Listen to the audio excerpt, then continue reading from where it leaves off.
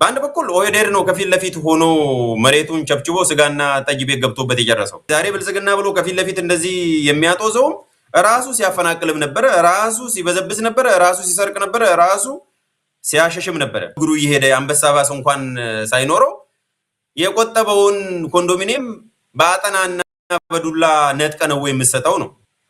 እኔም ማቃቸው ከዚህ ሀገር በጣም ሲሙን በጣም አበጥሮ በጣም ተመቻችቶ 2019 ላይ ሄዶ የገበሬ ልጅ ነኝ ብሎ መሬት ወስዶ ውጪ የሚኖር አውቃለሁ። 2 ሴቶችና 5 ወንዶች። የገበሬ ልጅ ነኝ ብሎ አይቶት አያውቅም ምን እንደሆነች። ቦሌ ቡልቡላ ምን እንደሆነ አያውቅም። ኮዬ ፈጬ ምን እንደሆነ አያውቅም። እንኳን የገበሬ ልጅ ገበሬ መሆኑም ራሱ አያውቅም። ከመፈናቀል ጋር ተያይዞ ጴጥሮስ በጣም ኢንተረስቲንግ የሆነው ነገር እና እኔም በአካል እኔ ራሴ በግል የማውቃቸው ሰዎች ልክ ይሄ የካሳ ጉዳይ የመፈናቀል ጉዳይ የድሮውን የጥንቱን የመቶውን የ200 ዓመት ትተን የቅርቡን እንዳልከው 20 ዓመቱን ብናይ ራሱ በአንድ በኩል ኦህዴድ ነው ከፊት ለፊት ሆኖ መሬቱን ቸብችቦ ስጋና ጠጅ ቤት ገብቶበት የጨረሰው። አንድ ሰው ለብቻ ከሌላ ቦታ መጥቶም የዘረፈ አይደለም። ኦህዴዶች ሙስናም እየበሉ መሬትን በህገወጥ መልኩ እንደዚህ ቸብችቦ ጨርሰው መልሰው በዶዘር ሲያፈናቅሉ የነበሩትም ገንዘብ ይዘው የሄዱም ራሳቸው ናቸው። እኔም የማውቃቸው ግለሰቦችም ባለስልጣናትም አሉበት። አንደኛው እሱ ነው። ኤጀንሲም አለ። እሱም መርሳት የለብንም። ኤጀንሲ ዛሬ ብልጽግና ብሎ ከፊት ለፊት እንደዚህ የሚያጦዘውም ራሱ ሲያፈናቅልም ነበረ፣ ራሱ ሲበዘብስ ነበረ፣ ራሱ ሲሰርቅ ነበረ፣ ራሱ ሲያሸሽም ነበረ። ያን ያልተሰማውም አንደኛ የኤጀንሲ ጉዳይ መታየት አለበት። ሁለተኛ የተፈናቀሉ ሰዎች አዎ ተፈናቅለዋል እኮ ገና 20 ዓመት 15 ዓመት የምናውቀው እኮ ነው። ጤፍ ሁሉ አለ እኮ ኮዬ ፈጬ ፊት ለፊት አሁንም መሬትም አለ። አዎ ከተማ ናቹራሊ ይሰፋል። ከዛ ውጭ ግን የሰፋበት መንገድ ኢፍታዊ ነው፣ ህገወጥ ነው የሚለውን አብዛኛው ሰው ይስማማል። ሌላው ሰው እየሞተ ሌላው ሰው እየተዋረደ አንተ ቤት የምሰፋበት ምክንያት የማይኖር ብትሰፋም ነው በሰላም አትኖርም። እንደምታውቀው ወይ ወንጀል ይስፋፋል ወይ አንተንም ንብረትም ታጣለህ።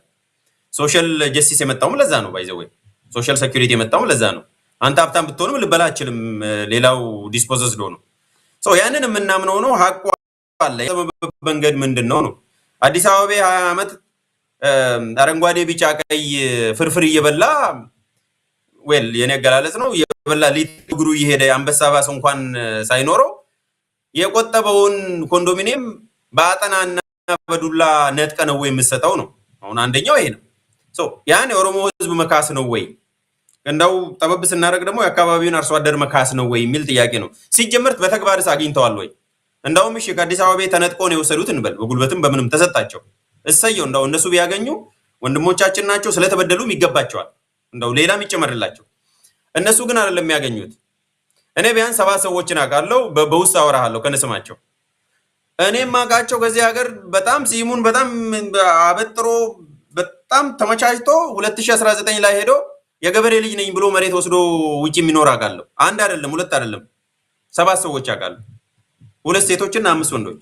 አንዱ እንደውም እዚህ ያሉበት ሀገር ነው የሚኖረው። የገበሬ ልጅ ነኝ ብሎ አይቶት አያውቅም ምን እንደሆነች። ቦሌ ቡልቡላ ምን እንደሆነ አያውቅም። ኮዬ ፈጬ ምን እንደሆነ አያውቅም። እንኳን የገበሬ ልጅ ገበሬ መሆኑም ራሱ አያውቅም። የዛ አካባቢ ገበሬ አይደለም፣ ራሱ ገበሬ መሆኑ አያውቅም። ራሱ የገበሬ ልጅም አይደለም። እሱን ስታይ ፍትህ እያሰፈኑ ነው ወይስ ይሄንን እንደ መሸፈኛ ተጠቅመው የራሳቸውን ስልጣን አግራንዳይዝ ለማድረግ ነው የሚለው ነው። አብዛኛውን ጊዜ ስልጣናቸውን አግራንዳይዝ ለማድረግ ነው እንጂ አዲስ አበባ አፍንጫ ስር ያለውም የኦሮሞ ገበሬ ያው ነው፣ ጭናክሰን ባቢሌ ዳር ያለውም ያው ነው፣ ወይንም ከጎንደር አፍንጫ ስር ያለው ገበሬ የሚያም ነው፣ ወለጋ አፍንጫ ስር ያለውም ገበሬ ያው ነው። ለገበሬ ያስበው የማያውቁም አድርገው የማያውቁም። ኢን ፕሪንሲፕል የምንስማማው ነገር አለ። ግን እያደረጉ ያሉትና አሁን እንደዚህ የሚያጨውት የነከሌ የኛ ካልሆነች የሚለው የምርስ እዛ አካባቢ ላለው ማህበረሰብ አስበው ነው ወይስ የስልጣናቸውን መቆጣጠሪያና ለራሳቸው የፖለቲካል ኢኮኖሚ መገንቢያ ፍላጎት ማስፈጸሚያ ነው ወይ የሚለው እኔ የሚያዘንብልብኝ ሁለተኛው ነው። ግን በዚህ ውስጥ ትክክል የሆነውን ጥያቄንም አብረን ከነጣቢው እንዳንወረውር መጠንቀቅ ያስፈልጋል።